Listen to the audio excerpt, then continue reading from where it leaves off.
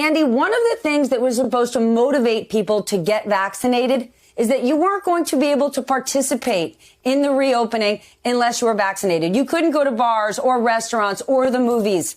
Let me tell you, the last time I went into a store where I saw people masked up, 6 weeks ago. Why aren't businesses enforcing this? Well, good morning, Stephanie. Businesses have a real opportunity here to lead in their communities. It's very clear we've got a diverse country with a diverse set of interests and a diverse set of approaches. But businesses who are, as you said, big beneficiaries of the taxpayer funds to get this country back open again, have an opportunity to send messages not just to their customers, but also to their own employees who are in situations where they need time off work. The government has passed a paid time off provision to allow them to do that. And I think we'll see a very split decision. We're going to see places like universities and maybe concerts and theaters enforcing kind of vaccine mandates for people who come to their locations. But we're going to see many other businesses that just simply aren't going to do it. But, Andy, doesn't it feel a bit Pollyanna-ish to say businesses have this great opportunity? When we look at those universities or those businesses that are doing the mask mandates, they get plagued with being called woke, and people don't want to go there. Where are all of the businesses that the government helped that said, we're going to enforce a mask mandate for anybody not vaccinated? We were talking all about possible vaccine passports. I ask you, when was the last time you walked into a store or a movie theater where anybody asked your vaccination status?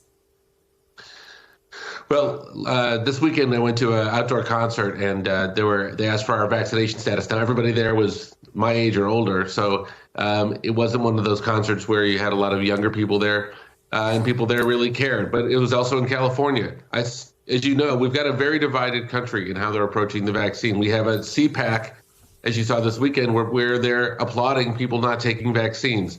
So we have to understand that the rest of this vaccination process is going to work the same way the whole process of COVID worked, which is we're going to have a number of people who really think we need to be safer and a number of people who want to forget about it and want to do nothing. And you'll see these fights breaking out, and I think you're going to see them break out into the election season as well.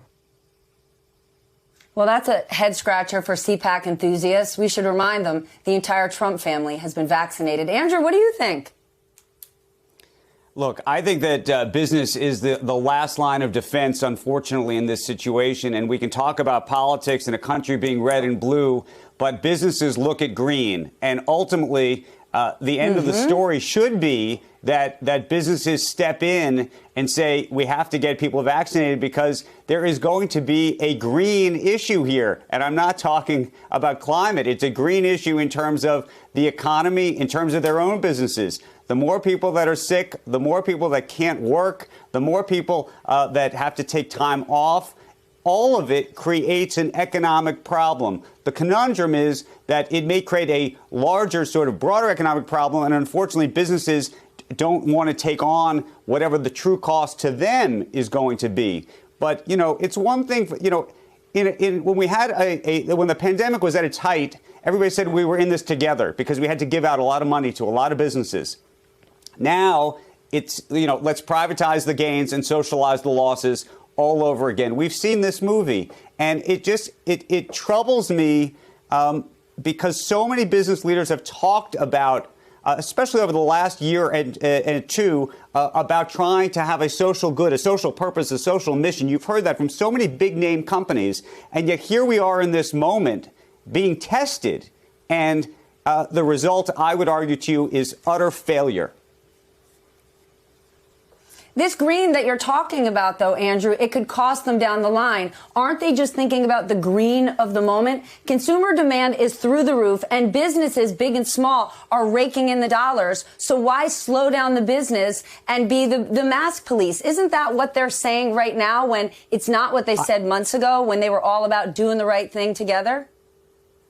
100%. No, now we're in a situation where you can't find enough employees, where we're seeing signs of inflation. We are seeing an economy that has been juiced. The question, of course, is on the other side of that. The music will stop at some point. And then the question is, are businesses going to turn around and say, oh, now government, please come help us all over again? Andy, the businesses have cashed their checks. They've got their government support, and now business is booming. And the government doesn't really have any levers to force them to do more. COVID isn't over. Do you think the White House ended your job too early? There's still work to be done. Well, I ended my job just when I planned to. Look, there's a ton of work to be done, but we've gone from taking the country from 2% vaccinated up to close to 70%. There's more to do. Right now, unfortunately, that work is the hard work of conversations with people who have said that they're not sure they want to get vaccinated. And we have parts of this country where we have lots of people vaccinated, but unfortunately, as we know, there's parts of this country where that's not the case, and just in time for Delta.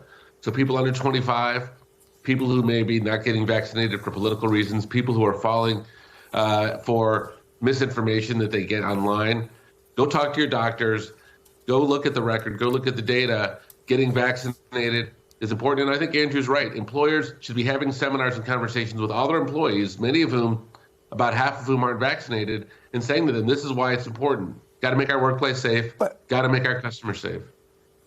Or if you don't want to talk to your doctor, you can talk to, yes? The only way to change the dynamic, especially in places where there is a hesitancy, is to have a requirement. If you can't walk into a Walmart or work at a Walmart without a vaccination, especially in states where there is a hesitancy, that's going to actually change the dynamic. If you can't get on an airplane without a vaccination, that is going to change the dynamic. The airlines took an enormous amount of taxpayer money. Enormous amount of taxpayer money. We have all supported them. Enormous. And there has been very little support on the other side, I'm sorry to say. Well, United Airlines wanted it's important to say it out loud. Vaccine mandate, as you know, Andrew, and they faced a ton of opposition, and they were alone, and they had to ultimately back off. So they are dealing with the same forces that everyone else is dealing with: customers, employers, et cetera. We've got to get everybody in the country. We've got to continue to make the case because employers are running into the same wall that we are too. Andy, we have to leave it there. They have to deal with customers. They have to deal with employees. They wouldn't have either one if the government hadn't given them billions and billions of dollars last year. So maybe they could pay the government back and say, yes, we're going to help try to get people vaccinated.